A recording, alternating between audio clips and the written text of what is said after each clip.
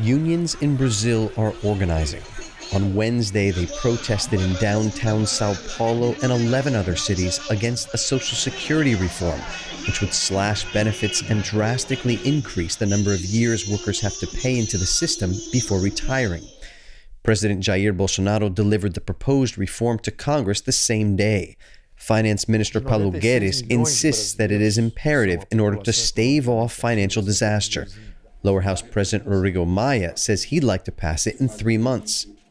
It's only the latest in an assault on workers' rights in the country's unions that has been unleashed by President Bolsonaro since his inauguration on January 1st. In his first days on the job, he lowered the minimum wage and closed the country's 88-year-old Ministry of Labor. There is an excess of rights in Brazil, and we lack employment. Look at the United States. There are almost no labor rights there.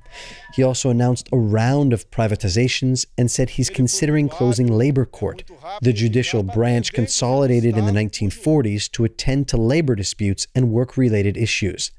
The head of the country's largest labor federation shot back at Bolsonaro's plans to eliminate the Ministry of Labor.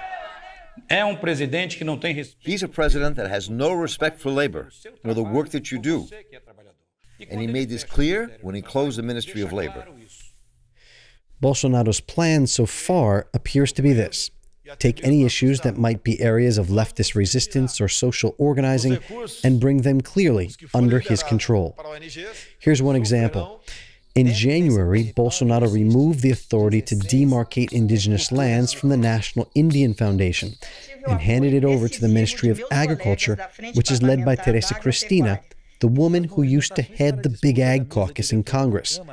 The responsibilities of the Labor Ministry have been divided up among 4 different government departments in a symbol of the butchering of labor law and workers' rights. The registration of unions falls under the jurisdiction of the Ministry of Justice, led by Minister Sergio Moro. This is a concern for labor leaders, as Moro is the former judge who jailed ex-President Luiz Inácio Lula da Silva on controversial evidence.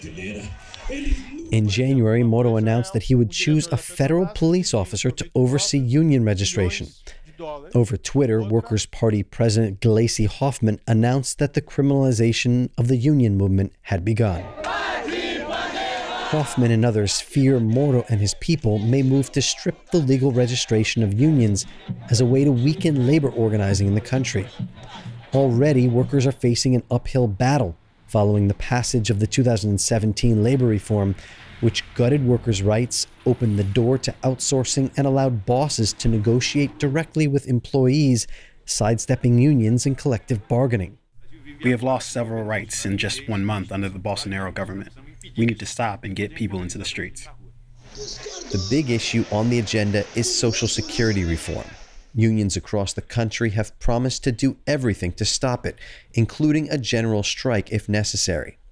It wouldn't be the first time. The reform has been on the table for the last 2 years. Brazil's unions carried out 2 general strikes in 2017 against the Social Security and labor reforms.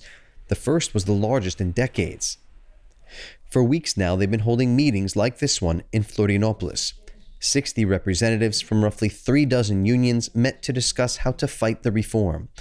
Materials are being printed, days are being scheduled to flyer, national protests are being scheduled for the coming months. We need to mobilize more and more Brazilians who are hurt by these policies which are not in the public's interest, so we can guarantee our lives, which is what is at stake today.